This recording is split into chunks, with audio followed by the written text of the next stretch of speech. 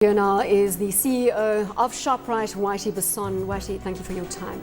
Pleasure. Let's look at your Africa expansion, because the market is fixated with this from your share rating perspective. They want to know how quickly you can ramp up expansion into Africa and whether it is going to be strongly beyond the neighboring countries of South Africa. You already are in Nigeria and Ghana.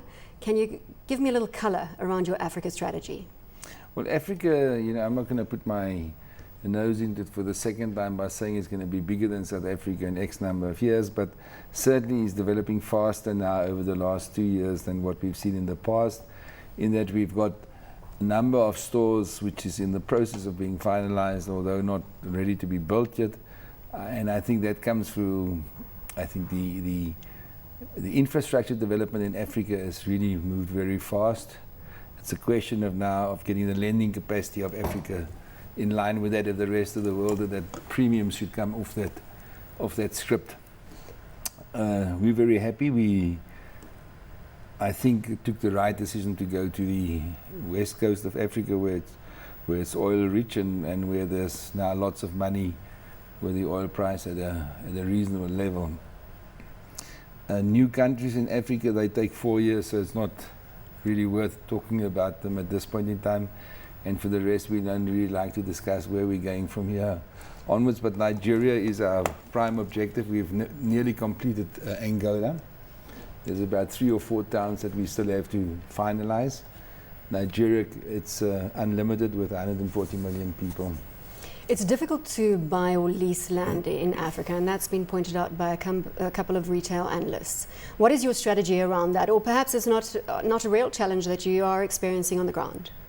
Well, it is a real challenge in the sense that a lot of companies have 10 years of 99-year leases. A lot of the script for the title deeds are not up to date, so it is a problem in getting suitable zoned land in Africa or in service land. But it's going faster. Local people are actually participating in that, and we're now starting to get offers from people that actually own land, where in the past you literally had to go to government to find out where is somebody that owns land to deal with. Generally, your Africa strategy and strategic decisions working out for you, but Egypt was a situation where you had to backtrack. You lost money. What was the problem? You've been cited as saying that it was red tape, legislation. Is that the reality? The reality is that it's impossible to do business in Egypt. People could come into your store, close it down because your chimney was too short or too high or too whatever it was. There was very little support from business and local authority, and we just couldn't move world products from anywhere in the world into Egypt because somebody had either the license to do it or something was put out to make it possible. We then just gave up and said no. The numbers that we can do in Egypt just doesn't justify the energy that we put into it. But lovely place to do business in, beautiful cities, nice people. We had great partners, but I think it's too difficult for us to in your experience, are there any other countries on the African continent that present you with the same challenges that you saw in Egypt? Yeah, they are, but they may change presidents, and then tomorrow I'm in problems. I'm not going to tell you who they are. We'll leave that as your competitive information. Your trading margin is up at 5.18% from prior levels of 4.96%, but you are experiencing a situation now where your internal food inflation is ultimately in deflation, and your cost prices are increasing, your input costs. Right. What is the potential for that margin to remain stable? That potential margin has to be adjusted in terms of gross inflow margins, and I think that you have to bring that into balance. The effect will not be as great as it was in the past year because we saw that inflation dropping from 18% down to -2 at this point in time. So there was a tremendous kick in on the top end of the line where prices were just tumbling down, and you had this tremendous kick in from the bottom end with electricity going up at reckless paces. Cost of land was high inflated with new service charges by industry, so we had pressure which was out of line with previous years. This year I think we're having parallel lines, so it wouldn't be that difficult anymore. You have sacrificed margin before in order to maintain your brand promise of being the cheapest food retailer in South Africa. That's obviously not going to change in the short term, is it? No, I don't think it's necessary to change that, and we would certainly not allow that, even at the expense of profits. Let's talk Transfarm and that acquisition and the MediRite pharmacies that are now being instituted in your Shoprite and Checkers brands. Is that strategy paying off? Obviously, you're following a US model. There are a number of South African companies that are doing it. They don't do it in the UK. They now? I hate to inform you. Have you not seen that competitive space? Well, we've seen a few, yeah. Are you going to continue to roll out that strategy? And is it working for you? No, first of all, it's not profitable at the current rates, but there are new rates out for prescriptions by government, and on that basis it can work for us. Why do we roll them out? Because we can support the supermarket itself in areas which is not that well serviced by with medical services, where the supermarket can actually fulfill quite a good role as an extra service to provide. We're not happy with the fact that we can't take some money back from the suppliers because their margins are substantially higher than what it should be, and we trying to get government to say that there be a cap on the exit prices but not on the input price if we can actually negotiate a better deal. So I think it's an evolving process. It's going in the right direction, and most certainly we serve, I think, 1.6 million prescriptions a year now. We're happy with that. People come to our stores, they can get a full service there, and as I said, in remote areas they get a better service than what they used to. You agree then with Sid Vianella, retail analyst at Ned Group Securities, saying that exercise caution on the pharmacy strategy because it's a highly regulated industry? No, I don't agree with Sid, because I think that the people I've spoken to in government and long term, I think sense prevails, and it's a question of short term problems that we were in when we said we're going into pharmacies. It was totally unprofitable to go into it. Today the situation can change, will change overnight if the new legislation is passed. So I think there will be evolvement of the system. I think medical prices were too high, and we're keen on that one. But I don't think that it would be that heavily regulated over a period of time, because regulation doesn't really work anywhere in the world. Your non-core retail offerings, and here we refer to CompuTicket, to Money Market, and to Liquor Shop, they're working for you. Are you trying to have that strategy around a one-stop shop? Somebody walks in, they don't need to go anywhere else, obviously. It's not so much of a one-stop shop. It's a speciality shop within the shop, and what you saw in hypermarkets were speciality shops in non-foods. When we're talking liquor stores, we're now extending our liquor range, which was in our stores, from wine into spirits. They're outside the scope of legislation in the sense that they don't interfere with the normal customers in the store.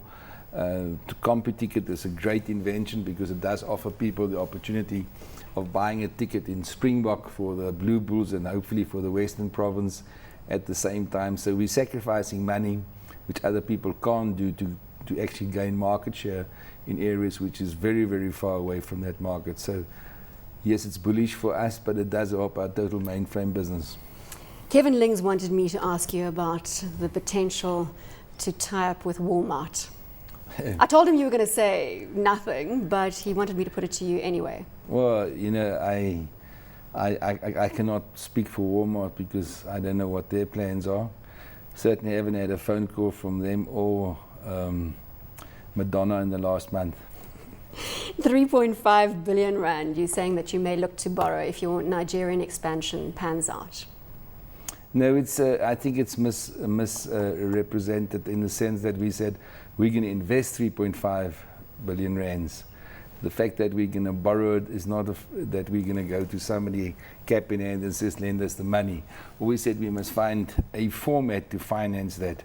Now that can be selling of some of our existing premises, can be bonds, it can be lots of different ways to finance that. We're totally ungeared, so if we gear 30%, that's fine. So we're looking for the cheapest form of finance, and that can be the sale of an existing property, which is a non-core asset. But I think it was just presented that we're going to look for that money. Journalists get it wrong, what can I say? Let's talk about Whitey Basson and the fact that you did want to be a doctor. Now when you look back on the Shoprite empire, Do you sigh relief at the fact that you didn't become a medical doctor? Well, I've been so busy with sick businesses that I have probably been practicing as a doctor for a long time. No, I doubt it was probably just a childhood dream for some unknown reason. But no, I enjoy working in the supermarket industry and in retail in particular. And Whitey, it has been written that you rule Shoprite with an iron fist. No, Do you it's think not, it's is that not true? No. What do you define your management style as? Chaotic. When you say you manage by embarrassment, you've been quoted as saying that. Again, have the journalists got it wrong? No, they don't. What do you mean by that? It's a fun game. So we play games with ourselves, and we play like sports in amongst us. So we do embarrass each other if we make mistakes, but it's all in great fun and in great spirit. They do the same to me. So if you're not good, we put your name on a board and say you're out for transfer to another supermarket. Just a little fun and games. So we don't excuse you for making silly mistakes, but you're still our friend, and that's the way we play our game. You've also said that you like to poke your nose into all areas of the business. Are you omnipresent? Yeah, also to an extent, but retail is so detailed at the end of the day that small little things that go wrong in a business can actually create major problems because the multiplication factor of mistakes is so high. So let's just say that we have 88,000 people, which we do have. If everybody spends 20 cents on an unnecessary phone call, you can work out that multiplication factor. So it is really down to the nitty-gritty, multiplied by nothing. So, I mean, we make virtually no money on any of the staple commodities like bread or margarines, etc. If we then mess up with just the packaging, we can go into a loss in some of those commodities. So it is very much a business that you actually have to trade from the floor upwards and not from a boardroom downwards. Your track record proves that you have the ability to identify loss-making businesses and turn them around very, very quickly. Can you pinpoint what exactly that talent is? Well, the loss making is easy because somebody tells you that. But how do you identify, when you look, take for instance Checkers. Yeah. Now you pursued that strategy twice in terms of buying out the Checkers group, and when you did ultimately take it out, the loss that they were making was as large as Shoprite's turnover. Profit. So how did you make that move? It's easy when you see a company, it starts probably from the top. Not because people are bad, but because of the size of a company. You can easily lose yourself up there. Nobody knows where you are for weeks at a time if you don't want to do that. So if I walk into a store and I find my management on the third or fourth level, then I'm a bit upset. So every head office in Shoprite or every regional office in Shoprite is either on the ground floor or one up, and the boss normally sits at the ground floor so that he can see that the customers or the reps come in the front door. So those elements you can see. It's just it's making a good movie or a bad movie, so you've been through it a few times. And it's normally, as I said, it's mistakes which are created at the top end of the line, where people are not actually part of the business to that extent and make it a complicated business. It's not. We're speaking to Whitey Basson, the CEO of Shoprite. Stay with us.